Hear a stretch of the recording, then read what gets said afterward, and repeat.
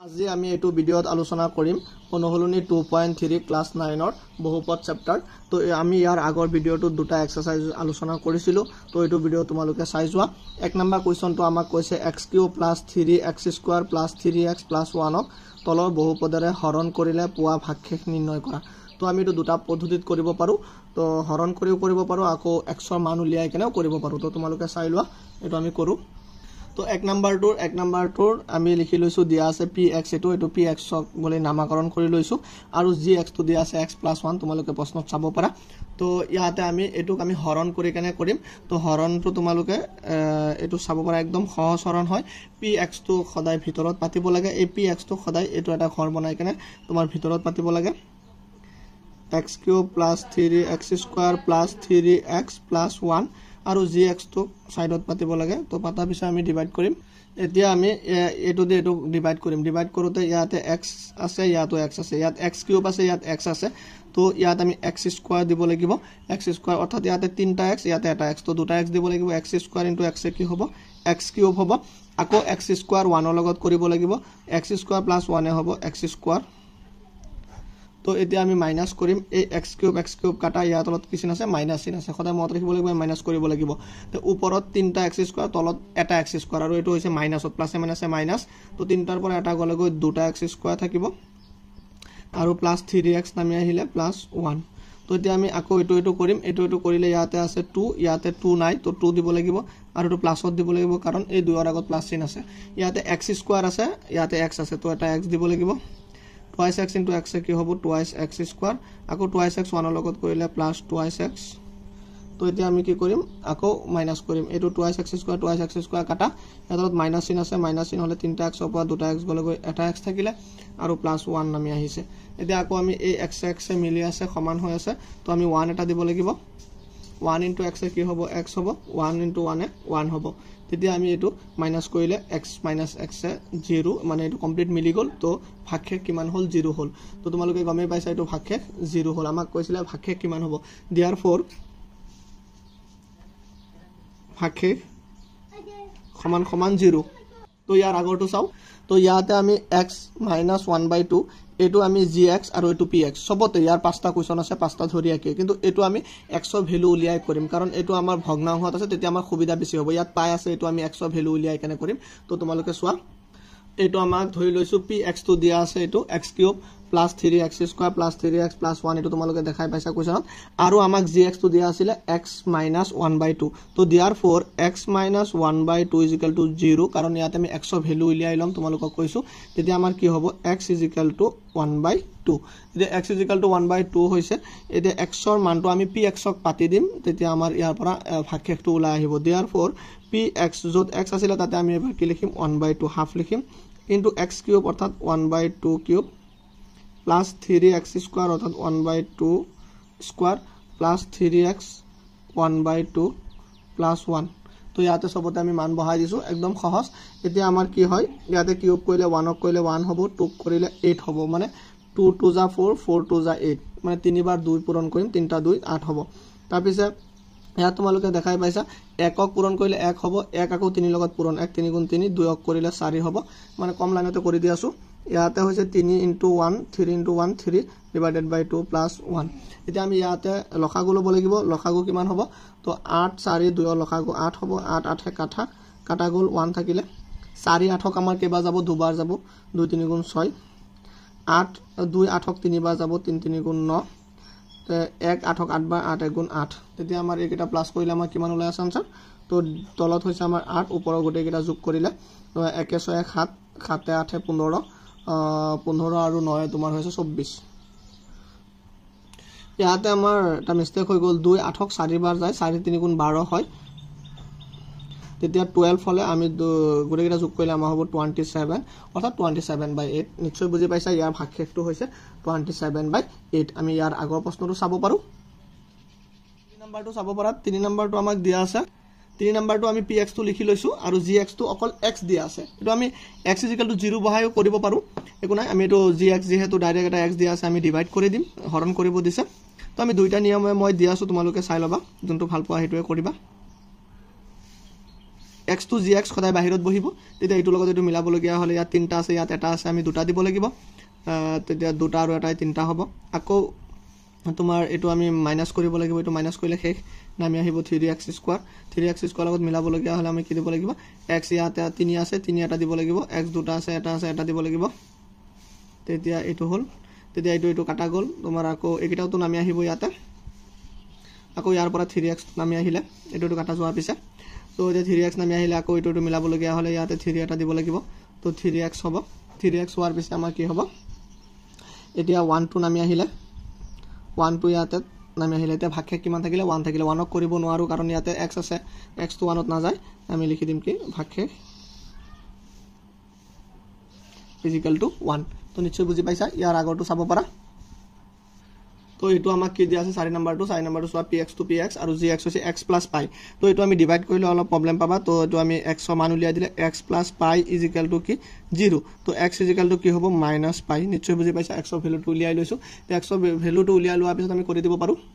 তো এতিয়া আমি কি কৰিব পাৰো আমি ইয়াতে px x ৰ জাগাত minus pi লিখি দিছো is equal to x cube minus pi cube plus 3x² minus pi square plus 3x minus pi plus 1 তো ইয়াৰ পিছতে আমি কি pi cube কৰিলে minus pi cube হ'ব অৰ্থাৎ কিউব কৰিলে তো minus pi cube হ'ব তিনটা মাইনাসে হৈ থাকিব তাৰ পিছে ইয়াতে মাইনাসে প্লাস হৈ যাব plus pi square into 3 plus 3 pi square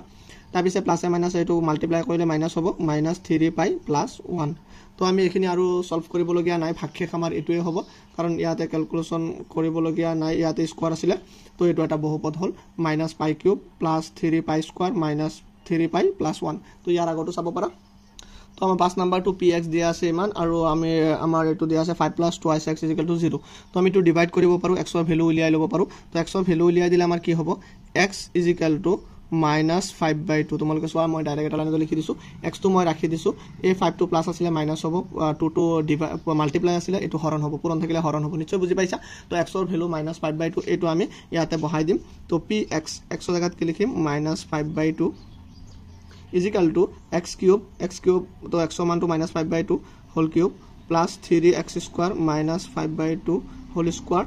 plus 3x minus 5/2 whole into plus 1 তো আমি এটা মান ইয়াতে পুট কৰি দিছো x ৰ ভ্যালুটো তেতিয়া এটো আমি কি কৰিম এতিয়া কিউব কৰিম যত স্কয়াৰ কৰিম তো মাইনাস তো মাইনাসে থাকিব কিউব কৰিলে কিয় তিনটা মাইনাসে হয় নিশ্চয় জানা আৰু 5 ক কিউব কৰিলে আমাৰ কিমান হ'ব 125 মই তোমালোকক বুজাই দিম 5 তিনটা পূৰণ কৰিব লাগে অৰ্থাৎ 5 * 5 * 5 5 5 গুণ 25 25 5 গুণ 125 এনেকুৱা হয় তো 2 3টা পূৰণ কৰিলে 8 হয় নিশ্চয় জানা আৰু এটো মাইনাসে স্কয়াৰ কৰিলে প্লাস হৈ যাব তো ইয়াতে প্লাস হলে 5 5 গুণে 25 হ'ব 25 আকৌ 3 লগত পূৰণ কৰিলে 75 হ'ব তার পিছে ইয়াতে মাইনাস প্লাস তো হয়ে গল 2 2 গুণে 4 তার পিছে লাইনটো সোয়া প্লাস মাইনাস মাইনাস 3 5 গুণ 15 ডিভাইডেড বাই 2 প্লাস 1 তো এখিনি আমি কৰাৰ পিছত আমাৰ এলসিএম লব লাগিব তো এলসিএম আমাৰ 2 2 4 8 ৰ এলসিএম 8 হ'ব 8 8 কাটা গলে আমাৰ 125 ৰখিব 4 4 4 8 ক দুবাৰ যাব 2 * 75 হ'ব 150 তো 2 8 ক তোমাৰ এটো 4 4 বাৰ যাব তো 4 আকৌ 15 লগত পূৰণ কৰিলে 60 হ'ব প্লাস এটো 1 আছে 1 8 ক 8 ভাৰ 8 into 1 8 into 1 8 তো আমি এতিয়া কি কৰিম প্লাস মাইনাস কৰিলে তলৰ 8 তলতে থাকিব প্লাসৰ কিটা এক লগ কৰো মাইনাসৰ কিটা এক লগ কৰো এটো মাইনাসৰ এই দুটা আমি এক লগ কৰিলে কিমান হ'ব 0 5 5 যোগ কৰিব লাগিব 6 2 8 185 minus 185 আৰু প্লাসৰ আমি যোগ কৰিলে কিমান হ'ব প্লাসৰ 150 plus 8 158 এতিয়া আমি এইকিটা মাইনাস কৰিম তো মাইনাসটো ডাঙৰ আছে যেহেতু ভ্যালুটো মাইনাসতে থাকিব বুজি পাইছা তলত 8 ওপৰত আমাৰ কিমান হ'ব 5 পৰা 8 না যায় 1 ভাগ গলে 15 15 পৰা 8 গলে 7 আৰু তোমাৰ ইয়াত আছে 16 17 17 পৰা 15 গলে 2 অৰ্থাৎ -27/8 এক নম্বৰ এইকিটা আছিল তো এক নম্বৰ কমপ্লিট হল 2 নম্বৰ কোৱেশ্চনটো সোৱা 2 নম্বৰ কোৱেশ্চনটো দিয়া আছে যে ইমানক ইমানেৰে হৰণ কৰিলে ভাগকে উলিয়াব লাগে তো আমাক px দিয়া আছে এটো তোমালোকে কোৱেশ্চনটো চাই লবা কিতাপত px দিয়া আছে এটো আৰু gx দিয়া আছে এটো তো সদায় ডাঙৰটো px এটোক আমি gx এৰে হৰণ কৰিব লাগে আমি px বুলি এটোক ধৰিব লাগিব আৰু gx বুলি এটোক ধৰিব লাগিব এতিয়া হৰণ কৰি কেনে ভাগকে উলিয়াব লাগে তো হৰণটো আমি কৰি দিও হৰণটো পাতি লব লাগিব আৰু px তো সদায় ভিতৰত পাতিব লাগিব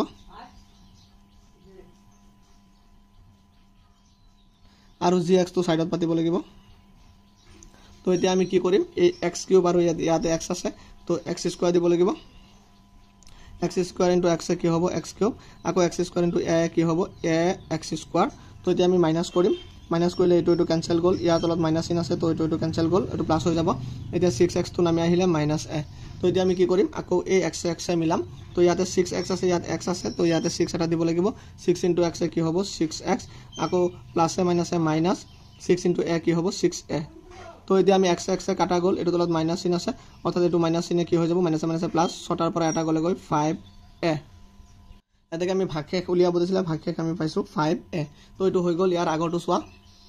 তো 3 নম্বৰ কোৱেশ্চনটো আমাক কৈছে 7 + 3x, 3x³ + 7x ৰ এটা উৎপাদক হয় নে নহয় পৰীক্ষা কৰা তো এটো এৰ উৎপাদক হয় নে নহয় আমি পৰীক্ষা কৰি চাব লাগে তো আমি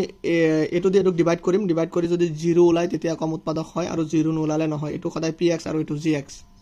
তো আমি 3 নম্বৰটো দিয়াতে লিখি লৈছো px এটো আৰু gx তো 3x টো সদায় আগত আনিব লাগিব পিছত ধ্ৰুবক পদটো লাষ্টত থাকে তো এতিয়া আমি ডিভাইড কৰি দিম ডিভাইড কৰিলে হ'ব 3x³ + 7x আৰু এটো আছে 3x + 7 এতিয়া আমি ইয়াতে কি 3 আছে ইয়াতো 3 আছে ইয়াত x আছে ইয়াত x³ আছে তো ইয়াতে x² দিব লাগিব x² দিলে 3x³ হ'ব আকৌ x² 7 ৰ লগত কৰিলে +7x²।